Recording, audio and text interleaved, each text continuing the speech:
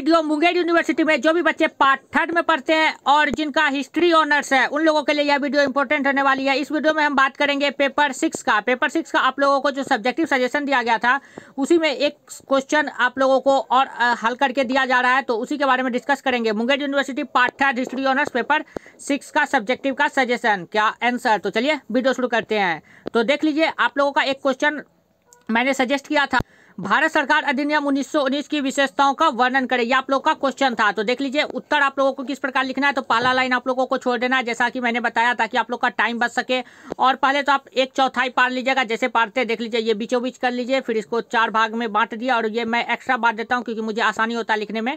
तो ये देख लीजिए 1/4 इतना छूट गया है। देखिए ये पहला भाग हो गया, ये आपका दूसरा भाग हो गया, ये तीसरा भाग, ये चौथा भाग। देखिए एक भाग एकदम छोड़ दिया गया है, देख सकते हैं कितना अच्छा लग रहा है। एक भाग एकदम छोड़ दिया गया है, डायग्राम सब बनाया गया इसमें भी। तो आप लोगों को तो पता ही है कि 20 मार्क्स के क्वेश्चन रहते हैं और 20 मार्क्स में आप लोगों को 6 से 7 पेज में इसका आंसर लिखना रहता है। और आप लोग टाइम मैनेजमेंट करके लिखिएगा तो आप लोग का टाइम आराम से हो जाएगा। जैसे कि इसको लिखने में मुझे 40 मिनट का समय लगा है। इस पूरे 7 पेज मैंने इसका लिखा है, 40 मिनट का समय लगा। और ये थोड़ा मैं अच्छे से लिखा हूँ, थोड़ा धीरे धीरे, तो मुझे 40 मिनट लगा है और 7 पेज लिखा हूँ। वैसे 40 मिनट सही है, क्योंकि अगर 40 मिनट मैं सब में लेता हूं तो 4 चक 16 160 मिनट हो जाता है और रहते हैं टोटल 180 मिनट। मान लीजिए मैं 10 मिनट अगर ऑब्जेक्टिव में भी लेता हूं फिर भी मेरे पास 10 मिनट रह जाता है और 10 मिनट सिग्नेचर करने में, इधर उधर देखने में, तारने में, इस सब में लग जाता है। तो फिर भी आप लोगों के पास टाइम बच जाता है। तो 40 मिनट से एक्स्ट्रा आप लोग को टाइम नहीं लेना है,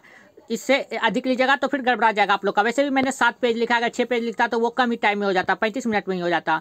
तो चलिए देखते हैं इसका मूल्यांकन करते हैं किस प्रकार से मैंने लिखा है। तो देखिए आप लोगों को शुरू करने से पहले कहानी सुना देते हैं। देखिए 1919 का अधिनियम जो है मॉन्टेग्यू चेम्सफोर्ड का अधिनियम है। किसका अधिनियम है? मॉन्टेग्यू चेम्सफोर्ड का। ये एक बार मैंने गैस पेपर से पढ़ा और इसका आंसर लिख दिया, मॉन्टेग्यू चेम्सफोर्ड। तो देख लीजिए इसमें 2 नाम है, एक है मॉन्टेग्यू और दूसरा है चेम्सफोर्ड। ओके, देख लीजिए ये मॉन्टेग्यू चेम्सफोर्ड है। लास्ट वाला जो होता है ना वो वायसराय होता है और पहला वाला भारतीय सचिव। सीधा याद रखिए, पहला वाला जो होता है पहला वाला इंडियन होता है, अर्थात भारतीय सचिव। पहला वाला क्या होता है? इंडियन। और लास्ट वाला वायसराय होता है, लास्ट वाला वायसराय। उसी तरह आप लोग को एक आएगा 1909 ईस्वी में। 1909 ईस्वी में है मार्ले मिंटो। 1909 ईस्वी में क्या है? Morley Minto. जिस प्रकार 1919 ईस्वी में मॉन्टेग्यू चेम्सफोर्ड है उसी तरह 1909 में मार्ले मिंटो है। तो पहले वाला इसका भारत सचिव हो जाएगा, अर्थात मार्ले क्या हो जाएगा? भारत सचिव। और मिंटो क्या हो जाएगा? वायसराय। पहले वाला क्या हो जाएगा? भारत सचिव और मिंटो क्या हो जाएगा? वायसराय। तो मार्ले मिंटो कब आया था? 1909 ईस्वी को। और मॉन्टेग्यू चेम्सफोर्ड ये कब आया था? 1919 ईस्वी को। बस इतना ही मैंने याद किया, बाकी थोड़ा बहुत देख लिया और कुछ नहीं। देखिए आप लोग अब इससे कैसे बनाइएगा, देख लीजिए।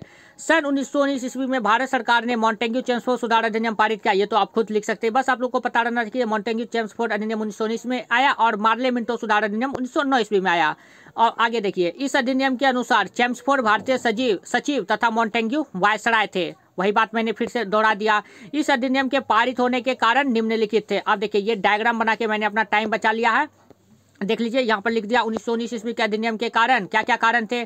तो 1909 यहाँ पर लिखना मैंने भूल गया, यहाँ पर होना चाहिए 1909 के अधिनियम का दोष, ये लिख देते चलता, का दोष लिखना जरूरी था, नहीं तो ये आधा ही हो गया। दूसरा पॉइंट मैंने लिखा प्रथम विश्व युद्ध का प्रभाव। पॉइंट नंबर 3 क्रांतिकारी आंदोलन। पॉइंट नंबर 4 उदारवादियों एवं उग्रवादियों में समझौता। पॉइंट नंबर 5 लखनऊ समझौता। पॉइंट नंबर 6 गांधी का भारतीय राजनीति में पदार्पण। बस आप लोगों को ये 6 पॉइंट सिर्फ याद करना, बाकी आप लोग को कहानी मैं बता देता हूँ किस प्रकार है। तो सबसे पहले देख लीजिए, आप लोग को मैंने बताया कि 1909 ईस्वी में मार्ले मिंटो अधिनियम आया। तो इसमें से आप लोग 5-6 लाइन किस प्रकार लिख लीजिएगा। देखिए मार्ले मिंटो आप लिख लीजिएगा कि 1909 ईस्वी के अधिनियम को मार्ले मिंटो के अधिनियम के नाम से जाना जाता है। और इस अधिनियम के अनुसार मार्ले मिंटो हो गया, तो मिंटो भारत के वायसराय एवं मार्ले भारत के सचिव थे। इन्हीं के नाम पर इस अधिनियम का नाम मार्ले मिंटो अधिनियम रखा गया, जिसे 1909 के अधिनियम के नाम से भी जाना जाता है। आप इतना सिर्फ बस इतना ही जानने के बाद आप लोग लिख लीजिएगा, इतना सारा बात ये आप लोग का आधा पेज ले लेगा लगभग। सिर्फ इतना बात आप लोग को इसका इंस्ट्रक्शन में ही लग जाएगा। वैसे इस प्रकार से नहीं लिखना चाहिए, लेकिन कम समय में तैयारी करने के लिए आप लोगों को बता रहे हैं कि 1 घंटा में ही आप लोगों को याद हो जाए। 1 घंटा बहुत ज़्यादा टाइम मैंने बता दिया, तो इस प्रकार से आप लोग लिख सकते हैं। वैसे भी आप लोग स्टूडेंट है तो आप लोग के लिए 1 घंटा लग जाएगा, क्योंकि टीचर की कैपेसिटी अलग होती है, स्टूडेंट की कैपेसिटी अलग रहती है। तो ये आप लोग का हेडिंग हो गया। उसके बाद मैंने इसमें लिखा कि भारतीय इससे असंतुष्ट थे। देख लीजिए आप लोग को क्या दिखा देते हैं, क्या लिखा मैंने। देख लीजिए 1909 के अधिनियम से असंतोष, सन 1909 ईस्वी में एक अधिनियम पारित किया गया। इस अधिनियम का नाम मार्ले मिंटो अधिनियम रखा गया। इस अधिनियम के अनुसार मार्ले भारतीय सचिव तथा मिंटो भारत के वायसराय होंगे। और इसमें और एक दो लाइन आप लिख सकते थे कि इन्हीं के नाम पर इस अधिनियम का नाम मार्ले मिंटो अधिनियम रखा गया। ये लाइन आप जोड़ सकते हैं। और आगे देखिए क्या लिखा, इस अधिनियम से भारतीयों को काफ़ी आशाएं थी। सही बात है, कोई भी अधिनियम आता भारतीयों को आशाएं रहती है, किंतु उनकी सारी इच्छाएं अधूरी रह गई। तब तो नेक्स्ट अधिनियम 1919 का अधिनियम आया था। बिल्कुल सही है, भारतीय स्वशासन करना चाहते थे, किंतु अंग्रेज उन्हें कुछ देना नहीं चाहते थे। अतः भारतीयों का अंग्रेजों के प्रति क्रोध अवश्य संभावित था। एकदम सिंपल भाषा में लिखा है। अब देखिए पॉइंट नंबर 2 आप लोगों को वहाँ पर लिखा गया था प्रथम विश्व युद्ध का प्रभाव। तो आप देखिए प्रथम विश्व युद्ध का क्या प्रभाव हुआ। प्रथम विश्व युद्ध कब शुरू हुआ आप लोग को पता है, 1914 ईस्वी में आरंभ हुआ। और इसमें जो है भारतीयों ने भी अंग्रेजों का साथ दिया। आप लोग को टूटा फूटा कहानी सुना रहे हैं कि इसमें भारतीयों ने भी अंग्रेजों का साथ दिया और अंग्रेजों ने भारतीयों को जो है ना आगे की पंक्ति में खड़ा करते थे। भारतीय ऐसा मानते थे कि अगर वे अंग्रेज का साथ देंगे तो अंग्रेज जो है ना उनके देश से चले जाएंगे और उन्हें अपना राज करने को मिल जाएगा, था स्वशासन मिल जाएगा। बस इसी कारण जो है ना भारतीयों ने प्रथम विश्व युद्ध में अंग्रेज का साथ दिया। बस ये कहानी आप लोग का। अब देखिए इस कहानी को मैंने लैंग्वेज के आधार पर किस प्रकार लिखा है। 1914 ईस्वी में प्रारंभ हुए प्रथम विश्व युद्ध ने भारतीय इतिहास में व्यापक परिवर्तन लाया है। हालांकि अंग्रेज एवं भारतीयों के तालमेल एक दूसरे से नहीं मिलते थे। बिल्कुल सही है, अंग्रेज कुछ अलग चाहते थे, भारतीयों का अलग चाहते थे। इसके बावजूद भी भारतीयों, अब आगे देख लेते हैं, भारतीयों ने प्रथम विश्व युद्ध में अंग्रेजों का साथ दिया था।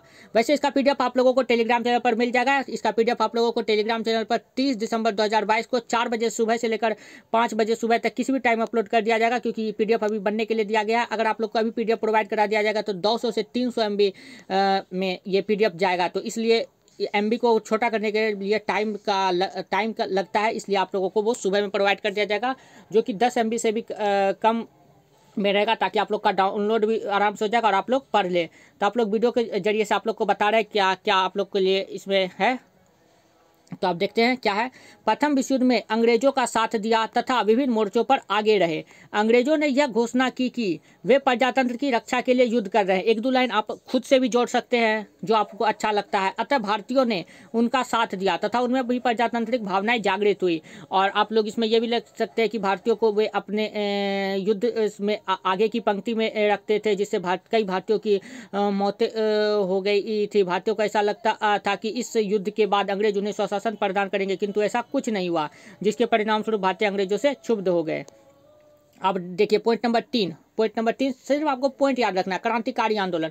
अब देखिए क्रांतिकारी आंदोलन आप लोगों को इसका कहानी सुनाते हैं। क्रांतिकारी आंदोलन में क्या हुआ, एक रास बिहारी बोस नाम के आदमी थे। उन्होंने जो है ना एक अंग्रेज वायसराय हार्डिंग, लॉर्ड हार्डिंग जिसको कहते हैं आप लोग, हार्डिंग पर जो है ना इन्होंने बम फेंक दिया। अब क्या हुआ, तो बम फेंक दिया और फिर कई क्रांतिकारी जो है ना धीरे धीरे अपना अड्डा अब विदेश में भी बनाने लगे थे।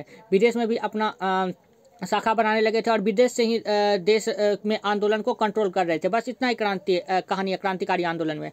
बस इस कहानी के आधार पर अब आपको दिखाते हैं किस प्रकार लिखना है। क्या है इसमें कहानी, तो एक आदमी था रास बिहारी बोस जो कि हार्डिंग को मारा। बस इतना ही कहानी है। बाकी जो है क्रांतिकारी विदेश में भी अपना शासन करने लगे और वहीं से नींव करने लगे भारत का। बस अब देखिए इसे मैंने लैंग्वेज में किस प्रकार लिखा है। 1909 ईस्वी के अधिनियम में के पारित होने से कई भारतीय असंतोष थे, अतः कई उग्रवादी अब क्रांतिकारी बन गए। इसी क्रम में रास बिहारी बोस ने हार्डिंग पर बम फेंक दिए। भारतीय क्रांतिकारियों ने अब विदेशों में भी अपनी नींव डाल रखी थी तथा वहां से वे भारतीय आंदोलन को सुचारू रूप से चला रहे थे। देख लीजिए एकदम सिंपल लैंग्वेज में मैंने उसी कहानी को घुमा फिरा के लिख दिया। अब देखिए ये पॉइंट नंबर 4 है, उग्रवादी एवं उदारवादियों के बीच समझौता। देखिए इस पॉइंट में क्या है, आप लोग को पता है कि कांग्रेस का विभाजन हो गया था 1907 ईस्वी में। 1907 ईस्वी में कांग्रेस 2 भागों में बट गया था। कौन कौन, एक गरम दल और दूसरा नरम दल। अब देखिए गरम दल है तो वो उग्र ज्यादा रहेगा, तो गरम दल उग्रवादी हो गया, और जो नरम दल था वो उदारवादी था। उदार मतलब एकदम नॉर्मल इंसान का, महात्मा गांधी के जैसा एकदम सुसुरमुहा सिंपल आदमी, जिसका आजकल जो कोई ना कोई वैल्यू नहीं देता है सिंपल आदमी का। ओके, तो उदारवादी वैसे हुए। ये हुआ तो कांग्रेस अब अलग हो गए थे, अंग्रेज इसका फायदा उठाएंगे, तो अंग्रेज फायदा उठाकर उग्रवादी को दबाने शुरू कर दिए। अब दबाने लगे तो अब आगे देखिए क्या होता है, क्या लिखा है मैंने। 1907 ईस्वी में कांग्रेस का विघटन 2 गुटों में हो गया, गर्म दल एवं नरम दल। गर्म दल के सदस्य उग्रवादी प्रकृति के थे तथा नरम दल के सदस्य उदारवादी स्वभाव के थे। इनके विघटन का, ये सिंपल लैंग्वेज में लिखा है मैंने, ना ही कोई टफ लैंग्वेज लिखा है जिससे आप लोग को परेशानी हो। इनके विघटन का अंग्रेजों ने लाभ उठाया तथा उग्रवादियों का दमन करना प्रारंभ कर दिया। और आप लोग को बता दूं, आप लोग जो है कम से कम यानी कि 4 से 4, 5, 6 इतना वर्ड से ज़्यादा आप लोग एक लाइन में नहीं हटाने का प्रयास करें। अगर 4, 5, 6 से आप लोग का ज़्यादा जाता है तो आप लोग का टाइम इसमें ज़्यादा स्पेंड हो जाएगा। ये मैंने एक्सपीरियंस किया है, देख लीजिए। 1, 2, 3, 4, 5 मेरा लाइन है, किसी में 4 है, किसी में 5 है, और 6 शब्द से ज़्यादा मैंने लिखने की कोशिश नहीं की है। तो अब आप लोग देख सकते, और आप लोग को चौथाई के बाद ही लिखना है, चौथाई के एक चौथाई छोड़ के, जिस प्रकार शुरू में मैंने बताया वहाँ से ही आप लोगों को लिखना है। और मैन पॉइंट को, जैसे कि ये देखिए नाम मैन है तो मैंने इसे इन्वर्टेड कोमा में लिख दिया है। और जैसे कि जो आप लोग को लगे कि इससे मेरा नंबर उठ सकता है तो उसे आप लोग अंडरलाइन कर दीजिए या फिर ब्लैक पेन से लिख दीजिए। ब्लैक पेन उठाने और रखने के लिए टाइम उतना मिलता नहीं है तो आप लोग नहीं कर पाइएगा, इसलिए मैंने एक बार प्रैक्टिस खुद से किया कि आप लोग क्या कर पाइएगा क्या नहीं। वैसे आप लोग अगर फास्ट लिख पाते हैं तो आप लोग कर सकते हैं, तो ब्लैक पेन का यूज़ जरूर करिएगा। ब्लैक ब्लू आप लोग आराम से एग्जाम में कर सकते हैं, इससे कोई परेशानी नहीं है। जो इंपॉर्टेंट पॉइंट है उसे ब्लैक से करिए और जो ऐसे नॉर्मल पॉइंट है उसे ब्लू से आप लोग लिख सकते हैं, एकदम जैसे नोट बनाते हैं। लेकिन रेड पेन का यूज़ मत करिएगा। और आप लोग को बता दूं कि आप लोग अपने बगल घड़ी को जो है ना हाथ में ना पहनकर बेंच पे रखिएगा, डेस्क पे। इससे आप लोग को यह होगा कि आप लोग टाइम देखते रहिएगा और आपका टाइम मैनेजमेंट होगा। अगर हाथ में पहनिएगा तो आप लोग बार बार हाथ जो देखिएगा तो उसमें जो टाइम आप लोग का पता नहीं चल पाएगा। अगर आप लोग बेंच पे रखिएगा तो आप लोग को इससे ज़्यादा मिलेगा। जैसे कि आप लोग को मैं दिखा देता हूँ, देखिए मैंने कुछ इस प्रकार से अपना लिखना प्रारंभ कर दिया था अपनी जगह से, और फिर यहाँ पर बगल में घड़ी रखा था ताकि आराम से मैं देख सकूँ टाइम को आराम से। इस तरह से मैंने सब कुछ देखा, मैनेज किया टाइम को। तो इस प्रकार से आप लोग हाथ में घड़ी को रख सकते हैं, अपने हथेली पर घड़ी को रख सकते हैं या फिर बेंच पर रख सकते हैं और अपना टाइम मैनेजमेंट कर सकते हैं। तो अब आगे देख लेते हैं क्या है। आगे है, इनके विघटन का अंग्रेजों ने लाभ उठाया तथा उग्रवादियों का दमन करना प्रारंभ कर दिए। एनी बेसेंट ने इस भावना को भांप लिया। अब 1-2 वर्ड आप लोगों को पढ़िएगा तो अपने याद आ जाएगा कि क्या क्या हुआ था। तो एनी बेसेंट ने भांप लिया था, उन्होंने कांग्रेस को एक करने की ठानी। अब भांप लिया तो क्या करेगा, कांग्रेस को एक ही न करेगा अगर अलग हो गया है। इसका परिणाम यह हुआ कि कांग्रेस का विलय हो गया 1916 ईस्वी में। अब कांग्रेस एकजुट हो गया, विलय हो गया तो कांग्रेस एकजुट होबे करेगा, और एकजुट होगा तो अंग्रेजों के विरुद्ध आंदोलन करेगा। ये सब ऑटोमेटिक लाइन आ गया। पॉइंट नंबर 5, लखनऊ समझौता। ये अब लखनऊ समझौता देखिए क्या हुआ। लखनऊ समझौता में बस यही हुआ कि 1916 ईस्वी में मुस्लिम लीग और कांग्रेस का एकीकरण हो गया, बस इतना ही बात है इसमें, और कुछ नहीं। घूर फिर के आप लोग को वही आएगा। 1909 ईस्वी के अधिनियम, अब आगे देखिए। अधिनियम से हिंदू एवं मुसलमानों के बीच की दूरी बढ़ गई थी। अब मुस्लिम लीग और कांग्रेस का एकीकरण मैंने बताया इसमें होगा, तो लाजमी है कि हिंदू एवं मुसलमानों के बीच की पहले दूरी बढ़ गई होगी। तो यह दूरी जो है 1909 ईस्वी के अधिनियम से बढ़ी थी। अंग्रेजों ने मुसलमानों के मन में यह भरने का प्रयास किया कि हिंदू उनका भला नहीं चाहते हैं। ये भी लाइन एकदम सिंपल है, आप लोग इसी के अंदर आता है। किंतु 1913 ईस्वी में बंगाल विभाजन को समाप्त करने से मुसलमानों को गहरा आघात पहुंचा। 1913 में यह हुआ था, जैसे कि 1905 में बंगाल विभाजन का फैसला कर दिया गया, 1913 में से वापस ले लिया गया, जिससे मुसलमानों को गहरा आघात पहुंचा। अब वे धीरे धीरे कांग्रेस के समीप आने लगे, उनका भरोसा अंग्रेजों से उठने लगा। ये भी आप लोग लिख सकते हैं, जिसके परिणाम स्वरूप 1916 ईस्वी में कांग्रेस एवं मुस्लिम लीग के बीच लखनऊ समझौता हुआ। और भी 1-2 लाइन इसमें आप लोग जोड़ सकते हैं, मैं जोड़ सकता था लेकिन वो देखा पेज भरने वाला है और टाइम भी नहीं है, तो फिर इसलिए इसे कट करके छोड़ दिया। पॉइंट नंबर 6 है, भारतीय राजनीति में गांधी का पदार्पण। अब देखिए गांधी जी क्या किए। गांधी जी जो है अपने इंडिया में 1915 में आए थे अफ्रीका से 1915 ईस्वी में आए। 2 साल तो है ना ये पूरा राजनीति में देखिए क्या है इंडिया में क्या नहीं है। तो फिर 1917 में ये अपना भूमिका निभाए थे, बस इतना ही कहानी है। 1917 में भूमिका निभाए। अंग्रेजवा को तो पता था कि गांधी जी का बंदा है, अफ्रीका में जाके झंडा गाड़ के आया, अब इंडिया में क्या कर सकता है, अब देखिए क्या करेगा। तो देखिए ये 1915 ईस्वी में गांधी जी दक्षिण अफ्रीका से भारत लौट आए थे। उन्होंने 2 वर्षों तक भारत की राजनीति का अध्ययन किया, सही बात है। इसके उपरांत वे इस आंदोलन में सक्रिय हो गए। उन्होंने भारतीयों में राष्ट्रीयता की भावना जागृत करना प्रारंभ कर दिया। देख लीजिए मैंने ऊपर भी एक लाइन छोड़ा है और नीचे भी, ताकि आप लोग का टाइम मैनेज हो सके। और 1/4 इधर छोड़ा है, ये देखिए इधर भी छोड़ा, इधर भी है, लेकिन इधर फोटो क्लिक करने वक्त फोटो जो क्लिक किए होंगे वो आप बढ़िया से नहीं किए होंगे, इसलिए ये है कर दिया। अंग्रेज गांधी जी के अफ्रीका अभियान से परिचित है। देख लीजिए यहाँ पर मैंने अपना स्पेलिंग गलत कर दिया, लेकिन मैंने घिचमिच करके इस तरह से इस तरह नहीं किया क्योंकि देखने में अच्छा नहीं लगता, इसलिए मैंने इसे काट कूट नहीं किया। वैसे आप लोग सही कर सकते हैं, क्योंकि अगर उनका नज़र पड़ जाएगा सामने वाला का तो बस इसका गोल घेरा करके यहाँ पर मार्क्स आप लोग का कट जाएगा। तो इसलिए ये अफ्रीका वैसे इस तरह होता, मैंने अब लिख दिया तो मुझे काटने का अच्छा नहीं लग कर रहा था, तो इसलिए मैंने नहीं किया, लेकिन अंडरलाइन कर दिया कि आप लोग को बता दिया जाएगा इसके बारे में। अफ्रीका अभियान से परिचित थे, अतः उन्होंने जल्द से जल्द 1919 का अधिनियम पारित किया। ये क्या हो गया यार, 1919 ईस्वी का अधिनियम धरातल पर लाया। अब होम रूल आंदोलन, अब देखिए होम रूल आंदोलन जो थे ना, ये कौन कौन किया था, ये एनी बेसेंट और एक थे बाल गंगाधर तिलक, इन्होंने ही किया था, ये दोनों ने मिलकर। कब किया था होम रूल आंदोलन, ये 1915 ईस्वी में होम रूल आंदोलन किए थे। बस इतना ही कहानी है, इससे आगे कुछ नहीं, बस इसे ही लैंग्वेज में लिखना है। तो किस प्रकार लिखते हैं वो देख लीजिए। भारतीय प्रारंभ से ही स्वशासन की मांग कर रहे थे। 1915 ईस्वी में तिलक ने पूना एवं एनी बेसेंट ने मद्रास में होम रूल लीग की स्थापना की तथा होम रूल आंदोलन आरंभ किए। इस आंदोलन में धीरे धीरे संपूर्ण भारतीय शामिल हो गए तथा कई महत्वपूर्ण नेताओं ने भी इस आंदोलन का समर्थन किया। उपयुक्त कारणों का यह परिणाम हुआ, अब 7 पॉइंट मैंने लिख दिया, अब इसका परिणाम तो कुछ होना चाहिए ना। तो उपयुक्त कारणों का यह परिणाम हुआ कि भारत सचिव मॉन्टेग्यू, ये तो मॉन्टेग्यू चेम्सफोर्ड है तो भारत सचिव तो मॉन्टेग्यू ही होंगे। मॉन्टेग्यू ने यह घोषणा की कि क्राउन की यह नीति है तथा क्राउन मतलब इंग्लिश सरकार, यह नीति है तथा भारत सरकार भी इससे सहमत है कि और ये भारत सरकार यहाँ पर जो है ब्रिटेन का जो आया यहाँ पर मॉन्टेग्यू चेम्सफोर्ड, वो उसके बारे में कह रहा है, भी इससे सहमत है कि भारतीयों को स्वशासन के क्षेत्र में धीरे धीरे जोड़ा जाए, धीरे धीरे जोड़ा जाए। और एक दो लाइन इसमें आप लिख सकते थे, लेकिन मेरे पास लाइन नहीं था इसलिए मैंने यहीं पर एंड कर दिया। धीरे धीरे जोड़ा जाए ताकि वे भी भारत की राजनीति में सक्रिय भूमिका निभा सके, ये लिख सकते हैं आप लोग। और फिर यहाँ पर 1919 ईस्वी के अधिनियम का मूल्यांकन देख लीजिए किस प्रकार किया। मैंने 1-2 पॉइंट याद किया कि इसमें द्वैध शासन प्रणाली की स्थापना हुई थी, मताधिकार देने का हुआ था, और भारतीय जो है ना स्वशासन की मांग कर रहे थे, और भारत सचिव का खर्चा जो है ना वो भारत के राजस्व से ही जाता था, तो भारतीय इसका विरोध करते थे। बस इतना ही पॉइंट, बाकी खुद से बना लिया। देख लीजिए, भारत में द्वैध शासन की स्थापना, जिसका प्रभाव भविष्य में देखने को मिला, भविष्य में देखने को तो मिलेगा ही, द्वैध सदन यहाँ होना चाहिए। ओके, वैसे कोई बात नहीं, चलेगा इतना। पॉइंट नंबर 2, मताधिकार का विशेष प्रभाव। इस अधिनियम के आने से लोगों को मताधिकार की कीमत का पता चला। अब मताधिकार का विशेष प्रभाव होगा तो लोगों को तो पता चलेगा ही ना क्या वैल्यू है मत देने का। 1 वोट 1000 चोट। आप लोगों ने भी अगर जरूर कल दिया होगा वोट, जिनके जिनके इधर कल वोटिंग होगा तो वो लोग जरूर दिए होंगे, अगर 18+ होंगे तो, और वोटर ID कार्ड उनका बना हुआ होगा। वैसे आप लोग वोट जरूर दिया करिए जब आपका बारी आए। पॉइंट नंबर 3 देखिए क्या लिखा, भारतीय स्वशासन की मांग कर रहे थे, इस अधिनियम ने उनकी मांग पूरी कर दी। पॉइंट नंबर 4 है, भारतीय सचिव का खर्चा भारत के राजस्व से हुआ करता था, जिसका भारतीय विरोध करते थे। अब ये अधिनियम पारित होगा तो ब्रिटिश राजस्व उठाएगा, ये भी बात सही है। बस अब देखिए ये 7वां पेज जा रहा था, मैंने इसे खत्म कर दिया तुरंत।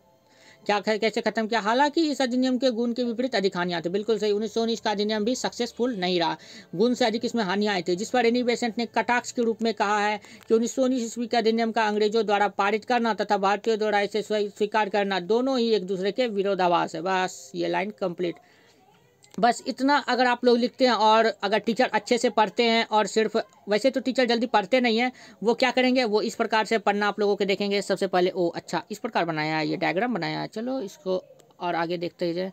अच्छा पॉइंट किया है, इसे ऐसे इस प्रकार से लिखा है, चौथाई छोड़ा है, अच्छा लिख रहा है, साफ लग रहा है देखने में, कोई गलती उलती नहीं किया। बीच बीच में पढ़ लेंगे, जैसे कि ये आप लोगों ने इसे इन्वर्टेड कॉमा में लिखा भारतीय सचिव, क्या यार भारतीय सचिव, अधिनियम के अनुसार मार्ले भारतीय सचिव। अच्छा मार्ले वो भी सोचेंगे मार्ले में तो मार्ले भारतीय सचिव, तो बिल्कुल सही है, मतलब बच्चा पढ़ने वाला है, बच्चा क्या है वो बच्चा ही जानता है कि क्या है। तो आगे देख लेते हैं, हाँ लगभग सही है, प्रजातांत्रिक भावनाएं जागृत हुई, अच्छा लैंग्वेज तो अच्छा लिख रहा है। हॉर्डिंग, अच्छा इसको पता है हॉर्डिंग के बारे में, रास बिहारी बोस के बारे में कि उसका बम फेंका था, ये तो बच्चा अच्छा है। वाह, क्रांतिकारी आंदोलन, उग्रवादी एवं उदारवादियों के बीच समझौता, वाह लैंग्वेज तो अच्छा लिख रहा है, बच्चा में है। नरम दल गरम दल सब जानता है।